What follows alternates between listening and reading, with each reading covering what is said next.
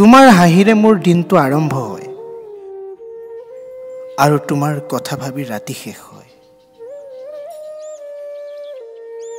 ভাল পোৱা বুলিবলৈ শব্দৰ প্ৰয়োজন নহয়, চকুতেই সকলো ক'ব পৰা যায়। তুমি হোৱা মোৰ জীৱনৰ সেউজী সপোনটো, যি সপোন কেতিয়াও শেষ হ'ব নোৱাৰে।